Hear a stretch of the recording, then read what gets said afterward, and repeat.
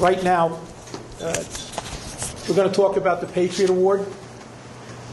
And the InfoAge Patriot Award recognizes men and women of extraordinary caliber who love, support, and defend our country and its interests.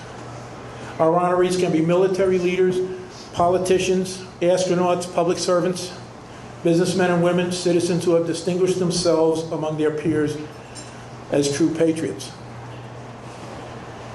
The gentleman we chose tonight is Chris Smith, U.S. Congressman from the 4th District.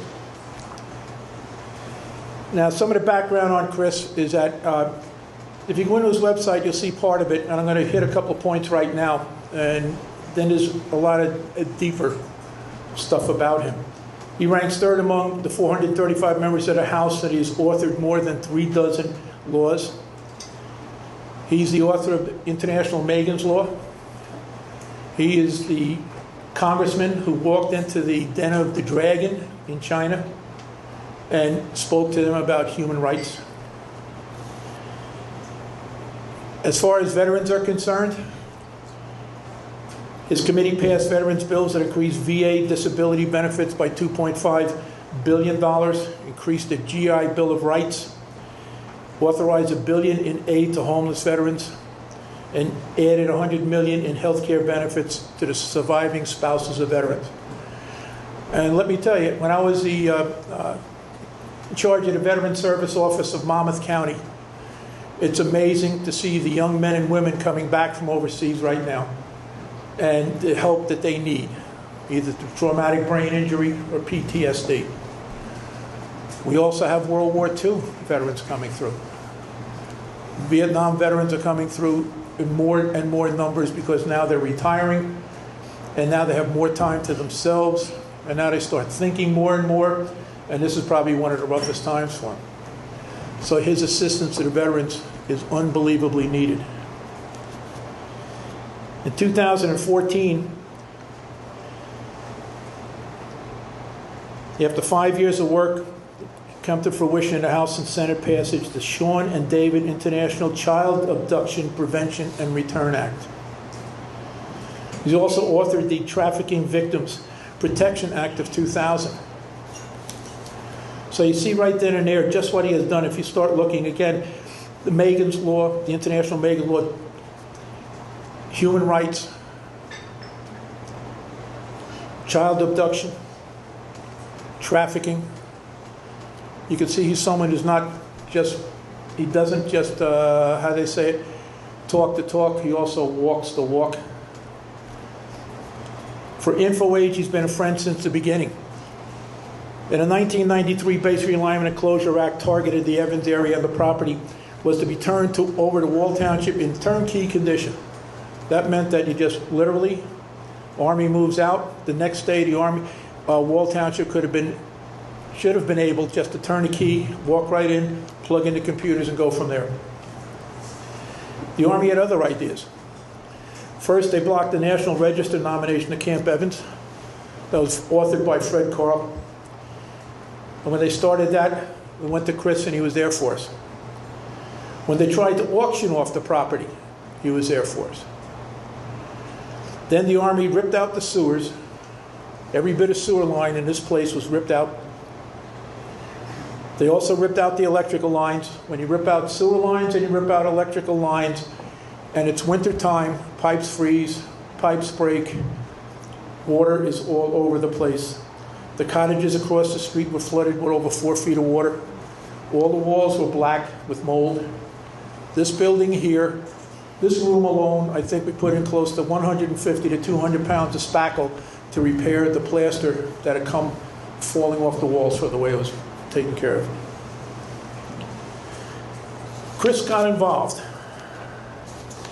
and he really did get involved. And I wasn't there, but I understand an Undersecretary of the Army came into his office and was basically told, you told us that you were going to fix that, and you didn't.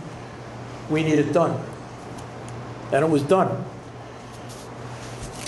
The sewers were replaced, minimal electricity was added, broken windows and doors were replaced. The place was not perfect, but Chris saved us hundreds of thousands of dollars in the work that we had to do. he was there for us. And tonight, we just want to recognize Chris for all that he has done for us, because we truly appreciate someone that cares about what happened in this location and wants to make certain that it's preserved for the future. Chris?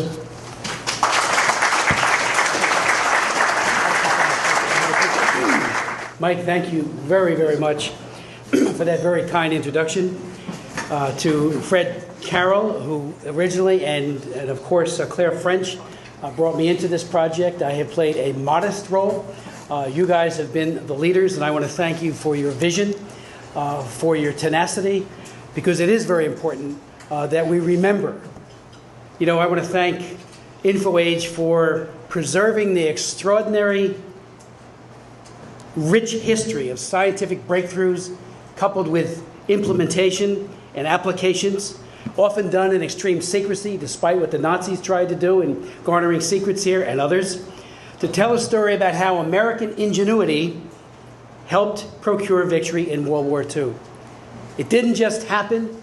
The soldiers on the battlefield certainly endured horrific sacrifice. My father fought in not only the Philippines, but in New Guinea. But because of what was done here, he and his fellow Army and Marines and others were greatly enhanced in their ability to communicate, to have radars that would detect. You know, when William Gold was talking about earlier his father going to the West Coast, what a difference it would have been if the radars that were on Hawaii that detected the incoming Japanese planes 50 minutes before they hit Pearl Harbor, if only the person at the other end had received that message, that actionable message, and done something, the cause of history would have changed dramatically as a result, and the loss of life at Pearl Harbor would have at least been mitigated, if not eliminated. That could have been turned into a victory potentially, but certainly not as bad as it was.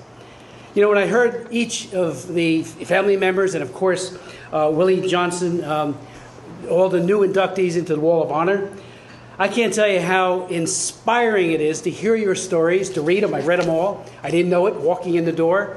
But that's why a Wall of Honor is so important, that people know and understand the genius. Earlier, Tom Crowley and I were talking, and I said, you read these stories and learn what these individuals did, individually and in teamwork, and you realize, he goes, it's genius. And you recognize genius that had very, very positive consequences for democracy, for the world. And 3 people today, and Willie, when Bob Dotto was talking about your car, my brother had a VW who's now on the board back in the 60s. It had no floor, and the water used to shoot up, so we used to call it the Fred Flintstone car.